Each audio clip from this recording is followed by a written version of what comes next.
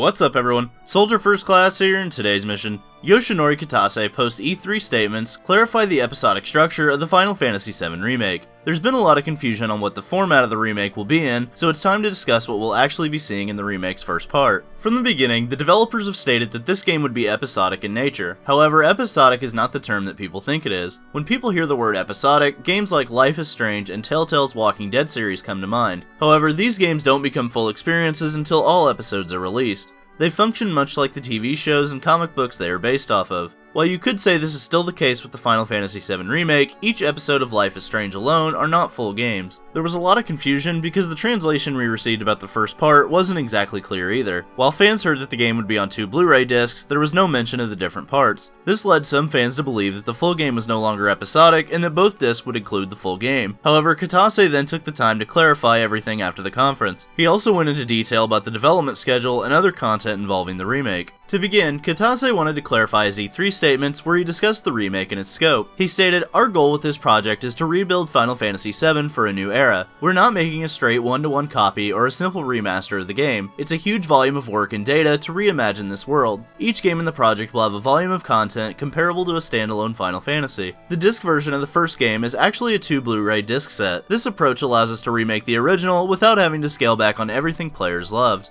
We also got Kitase's clarified statements on the actual length of the first installment. He stated, "We redesigned Midgar's internal structure, added new episodes, and also portrayed the daily lives of citizens living there. By simply recreating the story to the original Midgar escape, we have already achieved a great capacity, filling in 2 Blu-ray discs, which would have sufficient density and volume for the world and history." This confirms that the first game is entirely Midgar and will span the same scope of a standalone game in the franchise. It also means that the ending has been laid out for us, as it will end with the famous Escape from Midgar segment. This gives the developers so much more content to pack into the game, and from what we've seen in the trailers, we could be seeing more content than we ever thought possible. The boss fights are much larger in scale, and it would appear that Midgar has become its own living world. We've seen instances of expanded events, such as the bike chase scene with Cloud and Jessie, and the different interactions with Cloud and Sephiroth that weren't in the original game. Speaking of boss fights, he made another statement which discussed the boss fights themselves. To keep up with this, we've optimized the growth of the characters and the positioning of bosses in the game, completely restructured as a separate game, which we believe is a game that will be worth playing. While all our favorite boss fights will still be present, as we've seen with the few they've shown in the trailers, they will be paced differently to help spread out the content and give players more to do. I actually don't mind this format, as it won't feel like every time you turn a corner there's another boss fight. We'll be able to experience the world and its characters in larger amounts of detail.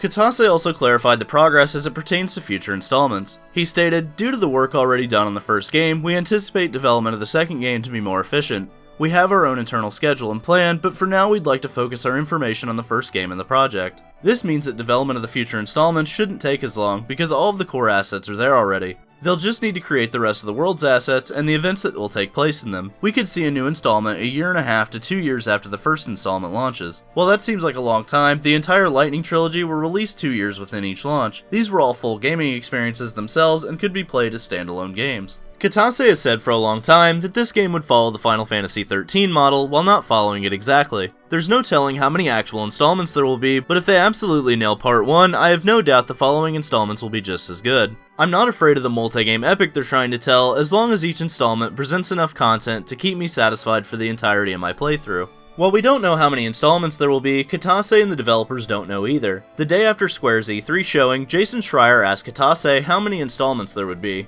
Kitase replied, "I can't say yet because we don't know ourselves." While this doesn't ease a lot of fans' minds, we at least know he's confident that we won't be waiting long between games. I think the real issue is that we need to stop looking at the experience that the original gave us and trying to fit the remake into that box. The original was made in 1997 and was limited by technology at the time. If the original had been made in 2019, the multi-part structure would not be an issue at all. Nostalgia is great and I love the original game, but nostalgia glasses will ruin this game for many people. This game doesn't have to replace the original, but it can still be a great ride to be on while it lasts. To make a comparison to other multi-game epics, let's look at the God of War series. That game has several installments, all standalone adventures worth several hours of content. You play all of them to understand Kratos and his character development. These took years to develop, stretching all the way back to God of War on PlayStation 2 in 2005, and the latest installment releasing in 2018. That's a 13-year development cycle, and the story's still not finished. If the original had never released before, and you were playing Final Fantasy VII not as a remake but as a modern game, would you be upset about the multi-part structure? I think the reason reason a lot of people are upset is because we already know the full story, and breaking it up into parts feels like we're being cheated. However, if you look at it from a content standpoint, we're going to be able to do so much more in Midgar alone that never would have been possible in 1997. RPGs are about the world they create and the characters in them. Is it really such a bad thing to see more of one of our favorite worlds ever created? Thanks for watching, and don't forget to omni-slash that like button. Let me know in the comments section below what you think of this multi-game epic. Subscribe to the channel, and ring that notification bell to join the ranks of Soldier today.